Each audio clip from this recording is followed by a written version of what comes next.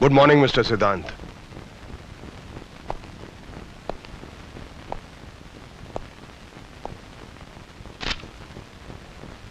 जिनकी आत्मा पर बोझ होता है कभी कभी उनकी जबान साथ नहीं देती। शायद इसीलिए तुम अपना बयान लिख कर लाए हो। यह मेरा बयान नहीं, रेजिग्नेशन लेटर है, त्याग पत्र। अब मैं इस वर्दी के पिंजरे से आजाद हो चुका हूं। ना तुम मेरे सीनियर और ना मैं तुम्हारा जूनियर। अब मुझसे सवाल करने के लिए तुम्हें अदालत के दरवाजे खटखटाने होंगे। जब तक मैं तुमसे तुम्हारे सारे गुनाह ना कबूल करवा लूं, मैं तुम्हारा रेजिग्नेशन लेटर एक्सेप्ट नहीं करूंगा। फॉर योर काइंड इंफॉर्मेशन, मेरा रेजिग्नेशन लेटर कमिश्नर साहब एक्सेप्ट कर चुके हैं।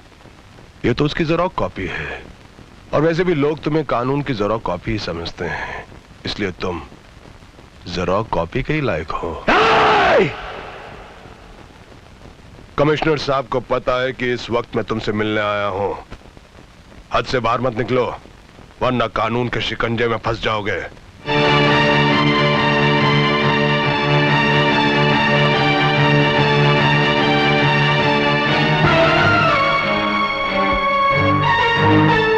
तुम मेरी जिंदगी में फुल स्टॉप तो क्या, कॉमा भी नहीं लगा सके, लेकिन मैं तुम्हारी जिंदगी में फुल स्टॉप जरूर लगाऊंगा।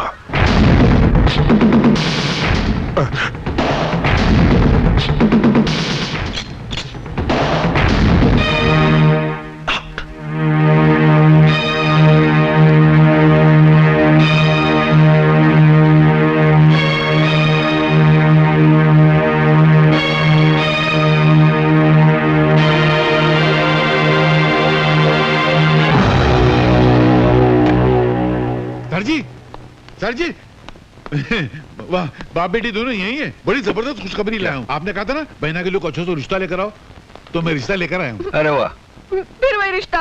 अरे तू क्या आते जाते मेरे पैर पे मार के तोड़ती? तेरे को कोई और मिलता नहीं क्या? ये तो मेरा है। आपके पास कहाँ से आया? पता नहीं, हाथ लगाया तो शायद हाथ में आ गया होगा। दीजिए। ये लो, जाओ। सर, बड़ा अच्छा रिश्ता लाया हूँ। वो बहुत बड़े लोग हैं। कमल राय कंपनी है ट्रांसपोर्ट की। हिंदुस्तान में उनके 50 ऑफिस है, 400 ट्रक हैं। वाह, 1200 करोड़ के मालिक, बहुत नाम वाले लोग हैं। ईमानदार हैं? ईमानदार? वो तो मैंने पूछा नहीं, वो आप आए तो पूछ लेना। मगर मुझे लगता नहीं कि ये रिश्ता हो सकेगा। क्यों? मुझे नहीं लगता, क्योंकि वो लड़के के बाप हैं, आप लड़की के बाप हैं, और लड़के का बाप लड़की के बाप से जहेज तो मांगेगा, और जैसे ही बाप से जहेज मांगेगा आप उसको इतना लंबा भाषण पिला देंगे और धक्का मार के बाहर निकाल देंगे। कुछ होने वाला नहीं। मैं भी हवा की जमीन पर धुएं की दीवार से किला बनाता रहता हूँ। फिर भी ले आऊं तो बुला के ले आऊं? अच्छा रहेगा, बात हो जाएगा। फ्लॉप तो होने वाली है। मैं भी उल्लू का पट्टा खामा की टेबल टेनिस खेलता रहता हूँ। सेठ जी, सेठ जी आइए आइए। नमस्ते जी। नहीं मैं नहीं, मैं तो पिए हूँ। उधर हो आप? कहाँ थे इतनी देर से? आइए। सर ये लीजिए। नमस्कार। ये लड़के के बाप है, ये लड़के की माँ है, ये लड़के का मैनेजर है, और ये उसके पिता है। नहीं अंकल, आपने सब गड़बड़ कर दी, उल्टा पुल्टा हो गया। कैसे?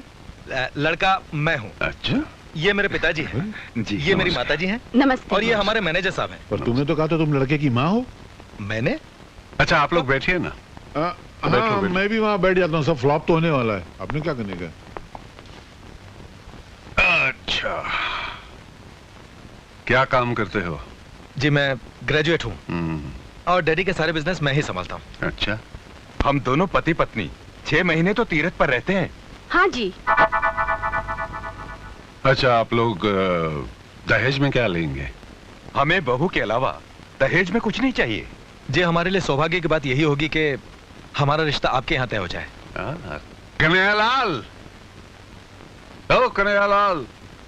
हाँ, क्या हुआ? फ्लॉप हो गया ना? अरे फ्लॉप नहीं हुआ, मामला तय हो गया। मिठाई तो खिलाओ सबको। शादी पक्की हो गई? अरे मुबारक हो। लो सर को मिठाई खिलाओ। जल्दी खोलो यार। ये लीजिए। ये तो खाली है। तो तुम क्या खाली डब्बा लेकर आए थे शादी करने के लिए?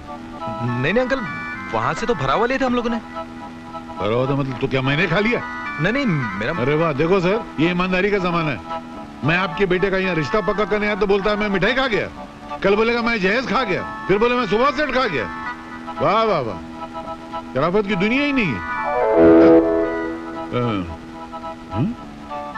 कुछ मीठा मीठा तो लग रहा है यार, मैंने खाया था क्या? खामखा बेचारे को डांट दिया, ऐसा नींद में क्यों जाता मालूम नहीं। बाबूजान, वो लड़की जो उस दिन हमारे चुंगल से बचकर भाग गई थी, पूजा, वो मेरे भैया के कब्जे में है और वो उससे प्यार भी करने लगे हैं। फिर वो मुझे जरूर पहचान लेगी और मैं उससे बच नहीं पाऊंगा। और भैया तो मुझे जान से मार डालेंगे। तुम कुछ करो बाबूजान, तुम उसे जान से मार डालो, उसे मार डालो बाबूजान, वरना मैं मर जाऊंगा। बाबूजान, जेनी, ये बंद करो और मेरी बात सुनो। तुम उसे मरवा दो, वरना भैया मेरे टुकड़े टुकड़े कर देंगे, मेरे टुकड़े टुकड़े कर देंगे।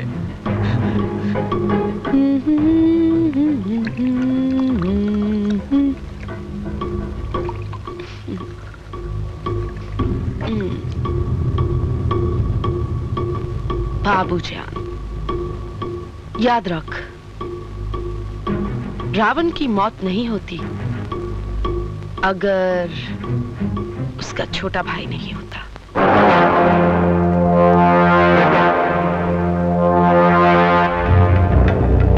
पूजा कहाँ है?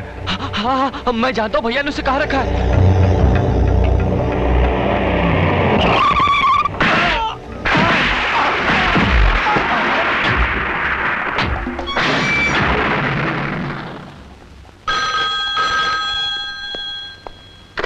हेलो सर, मैं हवलदार रमन्ना बोल रहा हूँ।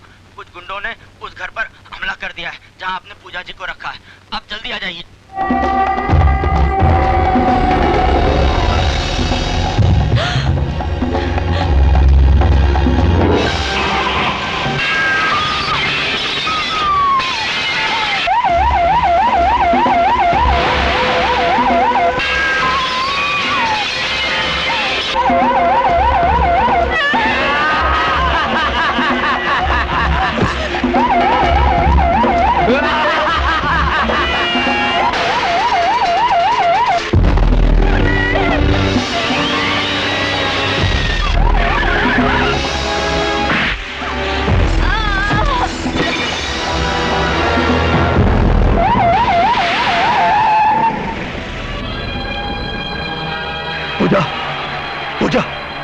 पूजा,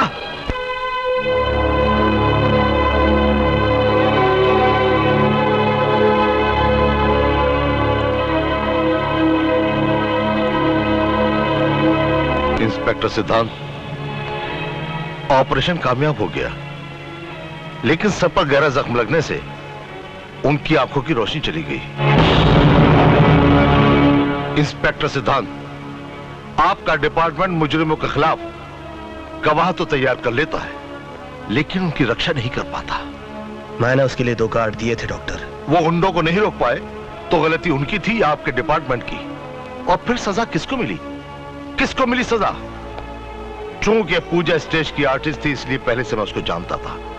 माँ बाप तो है नहीं, पहले से उसकी जिंदगी वीरान थी, अब तो उसकी जिंदगी में अंधेरा ही छा गया। कुछ लोग उसके अंधेपन का फायदा उठाने की कोशिश करेंगे और दुश्मन तो उसे मार ही डालेगा। फिर आगे उसकी बर्बादी का जिम्मेदार कौन होगा? किसी के भी जिम्मेदार होने का कोई सवाल ही पैदा नहीं होता, इसलिए कि वो बर्बाद ही नहीं होगी।